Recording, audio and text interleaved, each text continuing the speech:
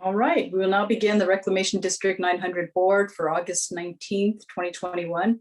Pursuant to the Governor's Executive Order N-29-20, members and staff will participate in this meeting via video conference, and public comments can be submitted in writing to admin@rd900.org. And please write public comment on the subject line. The link to watch the meeting is via YouTube at the Reclamation 900 District's website. Next, we'll go to report out of closed session. Mr. General Counsel, can you please provide Mr. Counsel, can you please provide the report? Yes, the board met in closed session beginning at 5:45 on one personnel matter as listed on the closed session agenda. By unanimous vote, the board decided to terminate the employment of the Assistant General Manager for violation of district policy related to safety. That's the report. Thank you. As a result of the extended closed session, we began today at about 6:23. Next, we will go to item 1A, presentations by the public on matters not on the agenda within the jurisdiction of the district. The agency is prohibited by law from discussing issues not on the agenda brought to them at this time. And Mr. General Manager, are there any requests to speak or any items that you received under public comment? There have been no requests to speak or items for public comment. Okay, next we'll go to item 1B, the monthly year-to-date budget report. Mr. General Manager.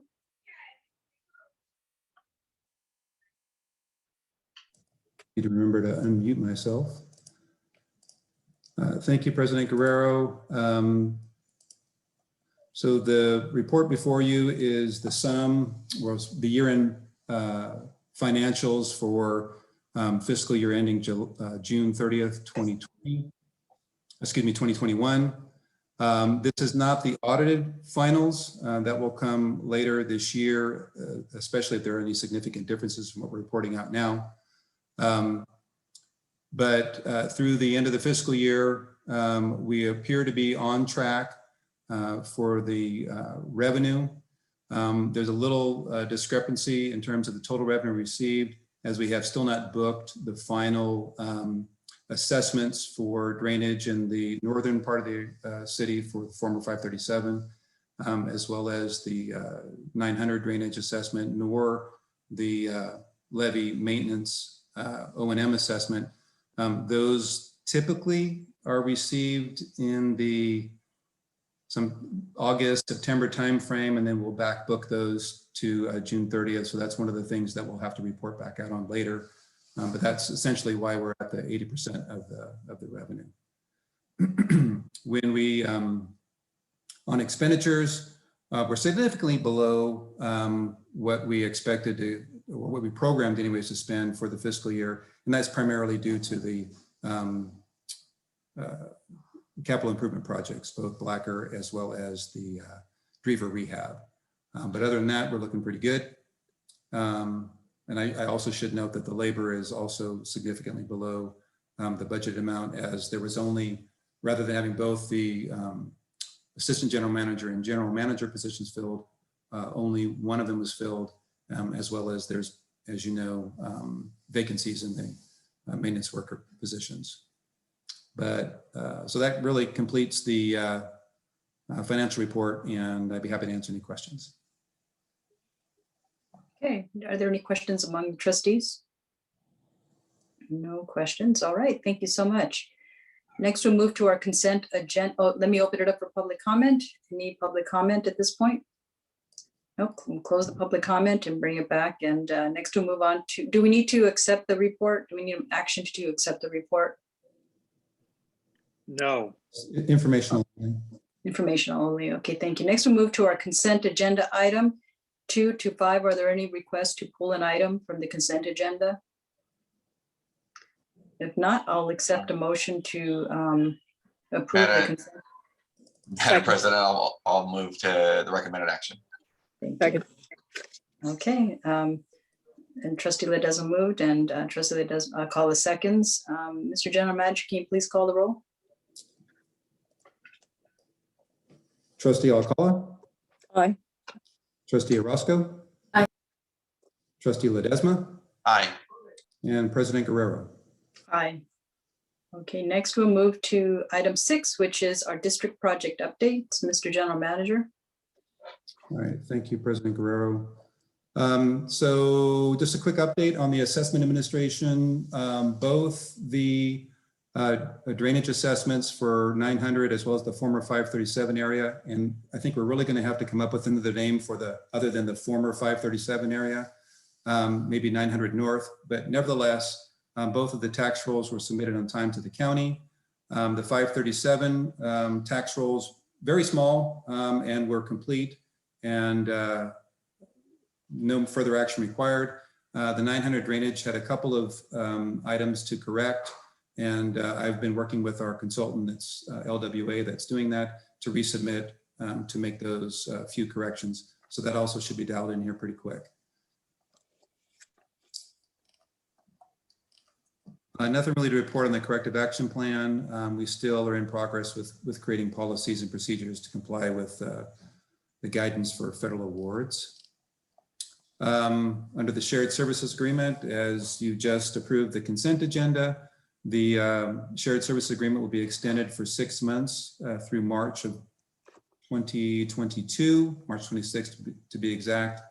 And then also I'll be working on a recruitment to fill the general manager position. And if it's likely that I'm hopeful anyways, that through that recruitment, we may find candidates that may also fulfill the soon to be or now vacant assistant general manager position. So we'll see if we can get 2 for 1 out of that. I'll be working with the City of West Sacs IT manager, Rob Miller, over the coming weeks to spec out the computer replacements and other hardware and software needed so that we can outfit our new courtyard. So when we move from the Merkley site for the offices into the new courtyard site, we can have new computers, and we'll all be hooked up to the cloud, sharing files, which will give us kind of a leg up from where we are right now.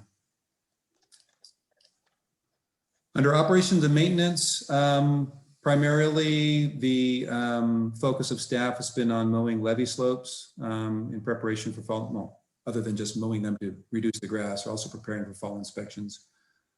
Tree trimming typically occurs in the fall, so we'll be moving to that in the later months. And staff informed me that this year should be fairly light because we did, I guess, an extensive amount of tree trimming last year. No update on the pump station maintenance, still waiting on PG&E. And on the detention basins for drainage, focusing on weed control in the main canals. Great. Can you go back to PG&E? What are you waiting for from them? They need to make a connection for underground electrical service for the SIP pump station. That's okay.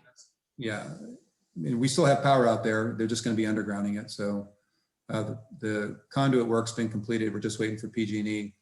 As you know, they're pretty busy right now in wildfire season. So it's urgent, but we'll get to it when they have the time. If you need any help with that, I have a contact. Okay. Okay.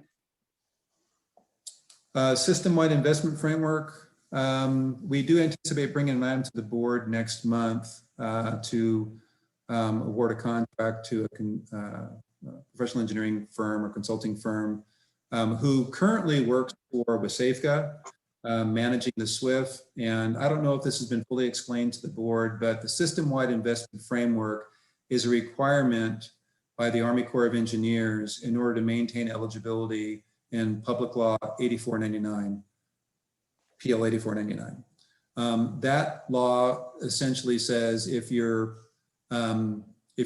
eligible in PL 8499, then in the event of a flood catastrophe, the Army Corps not only will help with flood fighting operations, but they also will participate in rehabilitation and repair of the affected facilities using federal dollars at the conclusion of whatever flood event.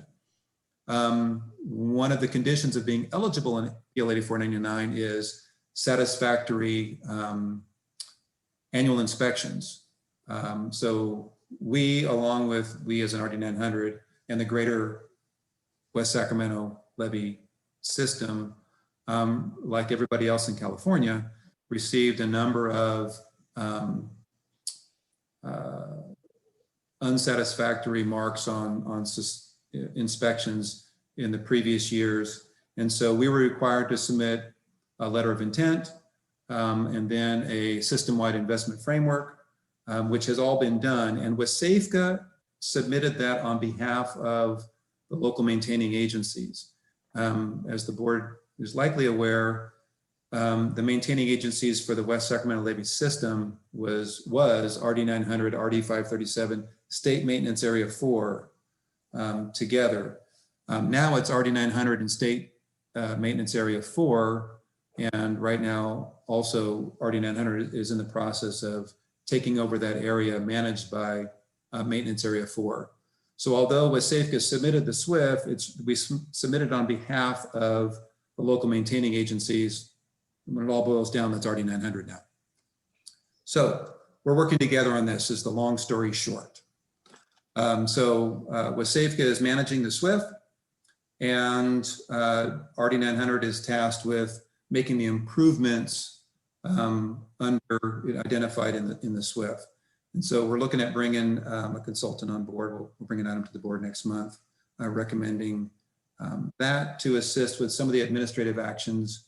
A lot of the deficiencies were related to non-permitted encroachments, some by state agencies, some by federal agencies, and those permits may exist, or they may need to go through the permitting process. That's one of the main things that we're going to bring this firm on to help the district with. We do need to show progress every year towards completing, eliminating the deficiencies as part of the SWIFT. And that's one of the avenues that we're going to be pursuing. The good news is all of this work is eligible for flood maintenance assistance program funding from the state. So we're going to attempt to use as many state dollars to correct these deficiencies in order to comply with the SWIFT. So that's the game plan anyways. The other sort of good news is the work that WSAFCA does in improving the levees will by its very nature remove and correct many of the deficiencies in the areas that, when a levee improvement takes place. So for example, Southport cleared all the deficiencies when we completed that project. For the next segment of the federal project, the Yellow Bypass East levees out near the CHP Academy, when that project goes to construction next year, it will correct the deficiencies, many of them that exist in those areas as well. But it's not sufficient to tell the Corps, we'll fix them when WSAFCA gets to it. So we're going to be working in parallel. Any questions on that before I move on? Okay. Projects Blacker Canal, we still have not heard back despite several pokes from U.S. Fish and Wildlife on whether or not they've accepted our recommendation for environmental monitoring for GGS, or whether they're going to need to do a formal consultation process. So again, we're not planning to go to construction until next year. Hopefully they'll get their proverbial act together and let the Bureau know, or excuse me, let FEMA know of their intent to consult so we can get that process going. And FEMA will lead that process. It's a federal process.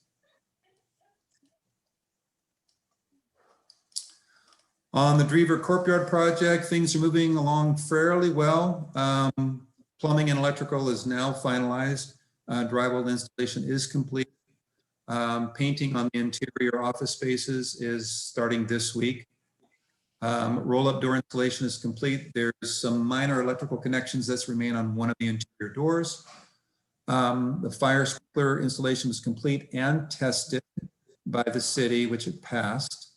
There is another now system operations testing that'll be done by the sub that did the installation. That's likely going to happen next week. The foundations for the side fence or the entrance to the courtyard was complete. And I was just out there today, and the pillar posts, if you will, that front Drever were completed today. All of the cyclone fencing around the remainder of the back side of the yard has been complete. And I think next week they'll do the slat fencing that fronts Drever. Some testing of the asphalt in the courtyard area was completed, and some of the areas were found to be sort of subpar in terms of its thickness, like 1.5 inches or less in a couple of areas. The remodel plans called for a grind, which is about 1.5 inches to 2 inches, and then overlay. So the areas that had a very thin layer of asphalt, that's not going to work. It's going to expose bare earth. And so we're entertaining proposals from the sub on recommendations for how to treat that. One option would be to remove and patch and compact and patch those areas with the thin asphalt and then come through with that overlay. Or perhaps we can get away with doing a slurry seal once those patches are done over the entire site. I have an appointment next week with some folks over in Public Works who do road repair, slurry seals and stuff of that nature to give opinions on longevity from one option versus the other before we decide to pull the trigger on. And it likely will be a change order. One, if we do the patch and an additional overlay, we're looking at additional funds. However, if we do the patch and a slurry seal, we actually may save some money. So we'll see how that evaluation pans out. Nothing really to report on the levee inspections. Still expecting DWR later this year, and nothing planned for the Corps. And still slated to do a tabletop exercise in the fall for the emergency preparation coordination with the city.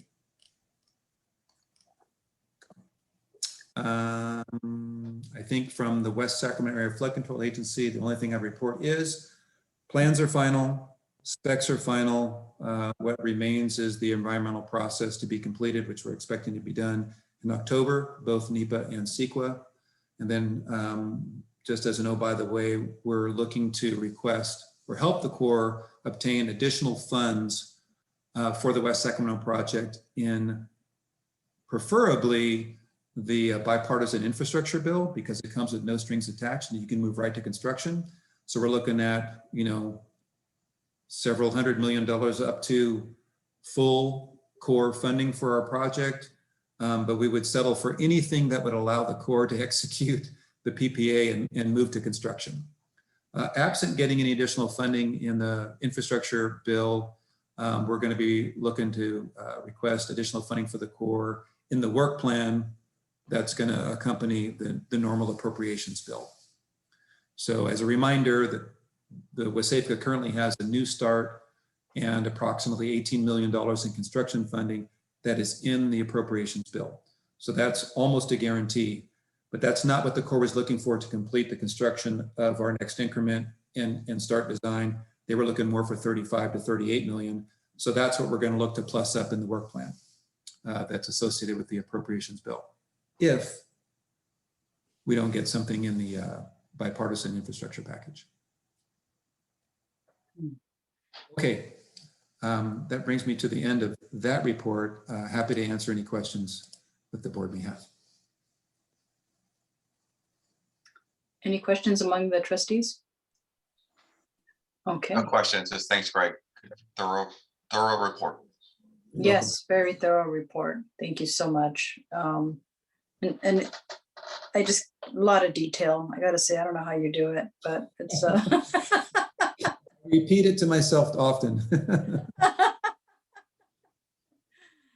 Yeah, I had no idea that you would be experiencing the courtyard, the ground and having to balance everything, just the slurry, all these options, and that can take a lot of time to figure out, and just these intricacies that you got to, take on.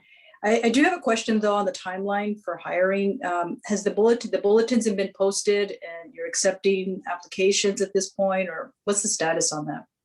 So I've received a couple proposals from some executive level recruiting firms, which I'm reviewing now. I do anticipate bringing them to the board next month Oh, actually, no, you've already granted that authority. I do anticipate likely executing an agreement with one of those firms to move out on the general manager recruitment. We do have some interest in the vacant, well, before I go there. And although I had some preliminary discussions and kind of ad hoc, had nothing to do with the recent developments with the assistant general manager position. But if there were other vacancies, this recruitment would likely produce viable candidates. So like I said, we may be able to get a 2-for-1 out of that, and I'm hopeful for that. On the maintenance worker, we've had some interest, not a lot. We have not gone out for a robust advertisement. I want to talk to the recruiters that I've been dialoguing with on the best way to go about that. We don't have, as you know, we don't have an HR to manage recruitment. So it's a little bit difficult. You know, I've looked at some of the online options, just a little hesitant to pull the trigger because it does, I think it will commit district funds. Not a lot, but nevertheless, it will commit district funds. And anyways, but we do have some, through word of mouth, have some interest, and we will be distributing some applications for those folks to consider. Okay, and then for reviewing the applicants for the general manager and assistant general manager, have we talked about a process for that? Is it the subcommittee that will, or do you want to talk about it in the next meeting? Think about it. We can. I will tell you, the proposals are remarkably similar to one another in terms of the process.